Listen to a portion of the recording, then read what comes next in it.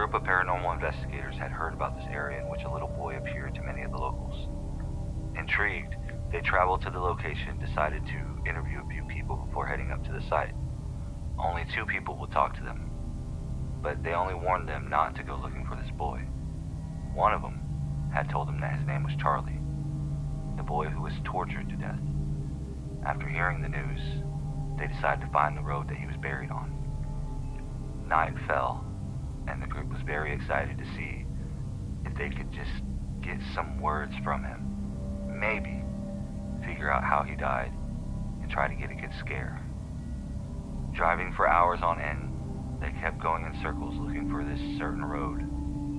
Finally, they found a road that didn't seem to be there, but they decided this should be it. They get out of the van, park, and set up their cameras. Looking around, they find it to be pitch black.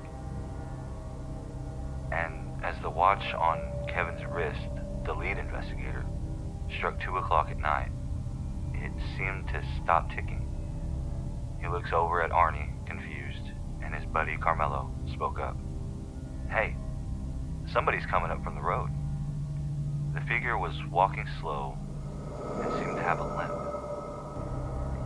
It couldn't have been taller than 4 feet tall. A voice of a child came from its way. "Help me, please."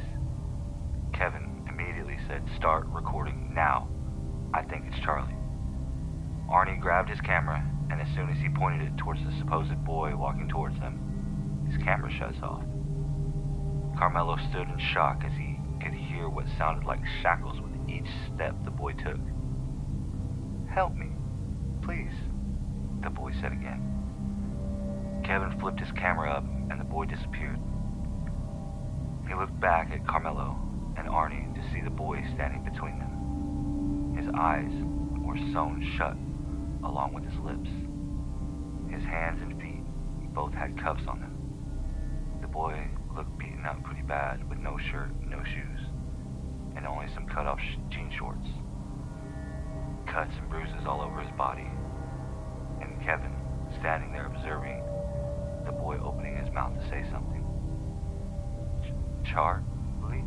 Kevin started to feel a puncture in his lips, and the other 2 investigators swiped up their flashlights at him to see Kevin's lips being sewn shut. The blood running down his chin, Kevin started to cry, and that's when his eyelids shut for the last time, as they were being sewn together as well. Arnie and Carmelo were both shaking as the boys walked towards Kevin. "Help me, please," he repeated. Charley turned around and faced the 2 men. They both shoot towards the other side of the van, and as they try to start it, they find it completely dead. They keep trying as the boy appears behind them, inside the van. His hands cuffed, he pushes them in between the 2 men. "Help me, please."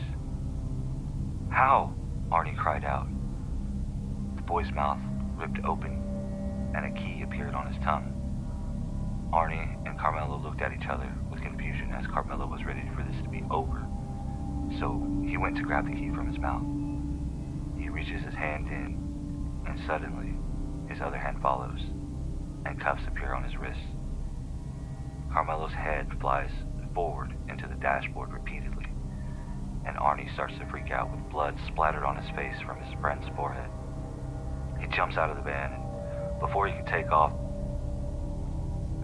the boy is standing in front of him. "Help me, please."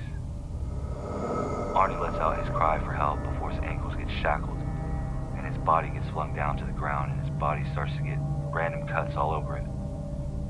Blood rushing from each cut that gets made. Arnie cried out once more, "Help me, please."